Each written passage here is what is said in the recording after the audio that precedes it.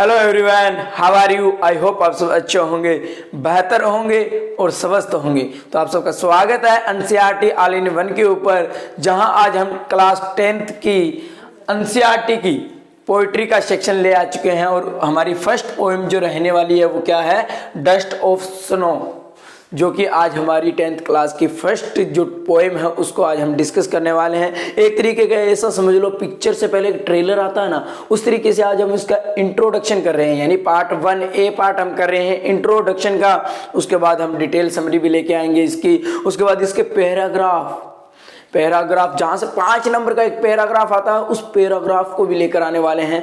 और उसके बाद में हमारे क्वेश्चन रहेंगे और ये ऐसे करके हमारा ये पूरा का पूरा चैप्टर कंप्लीट होगा। तो चलिए पहले ए पार्ट के ऊपर हम डिस्कस कर लेते हैं। लेकिन अभी तक आपने हमारे इस चैनल को सब्सक्राइब नहीं किया तो चैनल को सब्सक्राइब कर लीजिए, वीडियो को लाइक नहीं किया तो वीडियो को लाइक कर दीजिए। तो चलिए हमारी क्लास को करते हैं हम स्टार्ट।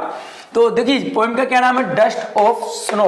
तो देखो वैसे तो आपको पता होगा कि डस्ट का मतलब क्या होता है, आपका एक तरीके से धूल भी कही जा सकती है।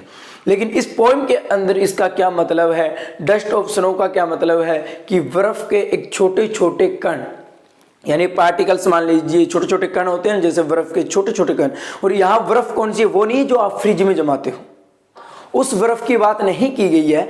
यहाँ पर आपके कौन सी बर्फ की बात की गई है, तो देखिए कोहरा जो आता है, मान लीजिए किसी वृक्ष के ऊपर कोहरा जम जाता है ना सुबह सुबह, आपको पता पूरी ठंड के अंदर स्नोफॉल होती है एक तरीके से। स्नो इस स्नो का क्या मतलब है समझ रहे हो ना, स्नोफॉल समझते हो, बर्फ के छोटे छोटे कण ऐसे बूंदों की तरह बरसते हैं बारिश की तरह और जम जाते हैं। उसी तरीके से यहाँ पर उन्हीं छोटे छोटे कणों की, उन्हीं छोटे छोटे पार्टिकल्स की बात की गई है।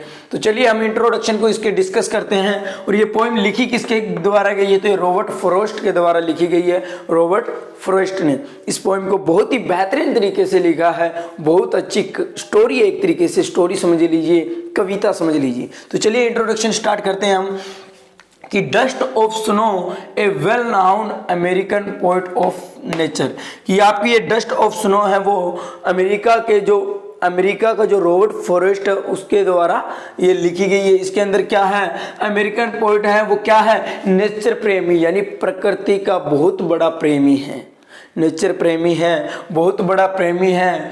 इन दिस पोइम, इस पोइम के अंदर प्रेजेंट ए मोमेंट, उस पल का जिक्र किया गया है, उस टाइम के उस पल, उस क्षण का जिक्र किया गया है।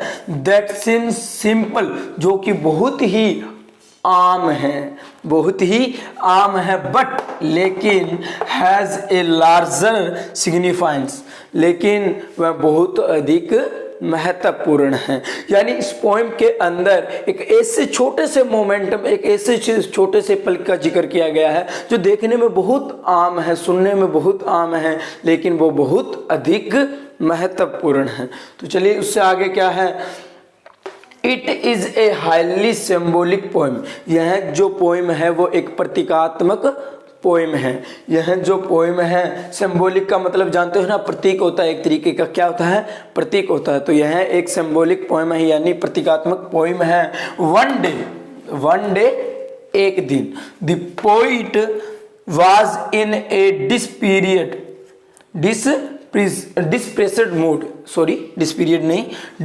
मूड, यानी कि वन डे एक दिन, the poet was in a depressed mood, यानी डिस्प्रेस्ड का मतलब क्या होता है, हताशा भरा, एक तरीका का समझ लीजिए, खराब मान लीजिए, हताशा भरा। यानी एक दिन क्या होता है, पोइट एक हताशे भरे मूड के अंदर था। मान लीजिए थोड़ा थोड़ा सा ठीक था, थोड़ा थोड़ा सा खराब था, ऐसा मान लीजिए, हताशे भरे मूड में था। ए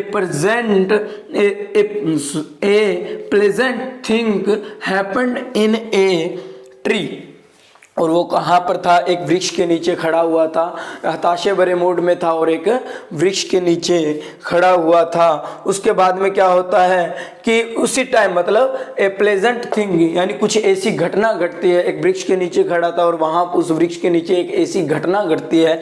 प्लेजेंट मतलब थिंग, उसी समय उसकी मतलब है happened in a tree, tree के ऊपर ऐसी कोई घटना घटती है। It change the poet mood, और वो घटना क्या करती है, उस कवि के, उस पोइट के पूरे मूड को चेंज कर देती है। यानी चेंज मतलब बदल देती है, चेंज मूड बदल देती है।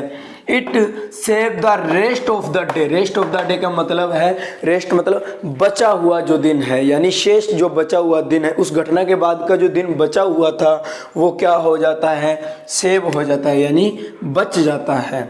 क्या हो जाता है, बच जाता है। क्योंकि आपको पता है ना, कभी क्या सोचता है कि उसका पूरा दिन खराब हो चुका है, लेकिन उसके बाद, उस घटना के बाद का जो दिन बचा हुआ था वो क्या हो जाता है, बच जाता है। कैसे, खराब होने से। उसके बाद में क्या आता है, फॉर द पोइट, और किसका, कवि का बच जाता है। सिंपल सी बात है कि कवि का, द पोइट, कवि का ही बचने वाला है। तो इंट्रोडक्शन से आपको थोड़ा थोड़ा पता चल गया होगा इस कहानी में क्या है। एक वृक्ष की बात की गई है इस कहानी के अंदर, दूसरा इसके अंदर पोइट की बात की गई है जिसका मूड क्या होता है, खराब होता है, लेकिन उस वृक्ष के नीचे खड़ा होता है, वहाँ पर कुछ ऐसी घटना होती है कि उसके बाद उसका पूरा का पूरा मूड ही बदल जाता है, चेंज हो जाता है, और उसका पूरा दिन अच्छा निकलता है, यानी बच जाता है खराब होने से। और ऐसा कुछ है, आगे हम पढ़ने वाले डिटेल समरी के अंदर, इसके अंदर कि कौन सा वृक्ष है, वृक्ष भी तो कोई होगा ना, नीम का, पान, आम का, किस चीज़ का हमें नहीं पता ना।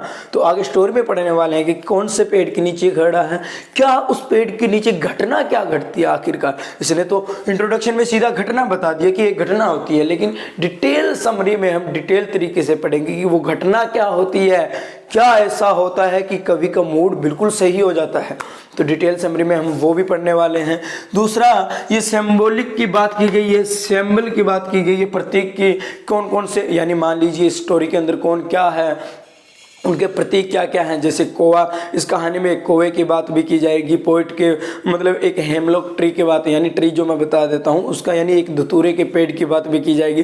तो इनके सिंबॉलिक क्या होते हैं, यानी धतूरे के पेड़ किसके लिए माना जाता है और कौवा किसके लिए माना जाता है। जैसे अभी आपको एग्जाम्पल दूँ, एक छोटा सा एग्जाम्पल। पसंद आए तो वीडियो को लाइक कर देना, चैनल को सब्सक्राइब कर देना। क्या है, छोटा सा एग्जाम्पल मैं देता हूँ आपको। आप मानते हो ना कि बिल्ली ने रास्ता काटा, बिल्ली, हम जा रहे हैं, बिल्ली ने रास्ता काट दिया, तो हम तो अपशगुन मानते हैं, अब सुगुन मानते हैं कि बहुत बड़ा अपशगुन हो गया मेरे भाई, यही है ना। लेकिन वो तो एक ह्यूमन विंग्स की है, थिंकिंग है उसकी। रियलिटी में कब कहाँ क्या लिखा है किसको पता है ना, आज हमें पता, हम तो सुनी सुनाई लेकर आ रहे हैं। ह्यूमन विंग्स की थिंग्स है कि बिल्ली ने रास्ता काटा तो कुछ अपशगुन हो गया मेरे भाई, लेकिन यहाँ भी कुछ ऐसा ही होता है। लेकिन पोइट उसको अपशगुन नहीं मानता है उस चीज़ को, और उसका पूरा दिन अच्छा जाता है, वो अच्छा समझता है कि मेरा बाकी का दिन बच गया। तो यही स्टोरी है इसके अंदर। आगे डिटेल समरी में हम पूरी अच्छी तरीके से करने वाले हैं। पैराग्राफ पढ़े हैं, हमारे क्वेश्चन आंसर पढ़े, जहाँ वो पूरा अच्छे से हम इस चैप्टर को समझ जाएंगे। तो चलिए अब आगे हम बात करते हैं किसके ऊपर, उन बच्चों के ऊपर जो सोचते हैं कि सर हमें तो बस इंग्लिश में 27 नंबर आ जाएं, बस हमें इंग्लिश में तो 27 नंबर आ जाए, हमें पास करवा दो, बस इससे ज़्यादा हम नहीं मांगते, यानी हमारे असेसमेंट जोड़कर 30 नंबर बन जाए, ज़्यादा हमें परसेंटेज के चक्करों में नहीं पड़ना है। तो मैं कहता हूँ, उन्हें गारंटी के साथ कहता हूँ, यार क्लासेज लगाते रहना, 27 तो क्या आप 70 भी ले जाओगे आराम से। हम आराम से वही चीज़ें करने वाले हैं जो एग्ज़ाम में आने वाली है, हम वही चीज़ें करेंगे जो एग्ज़ाम में आने वाली है। ऐसा कोई पार्ट ही नहीं छोड़ूंगा जो एग्ज़ाम में नहीं आएगा।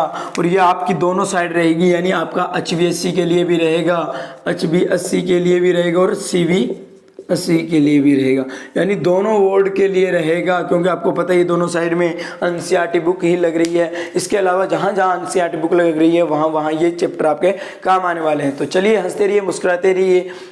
Love you all, bye bye.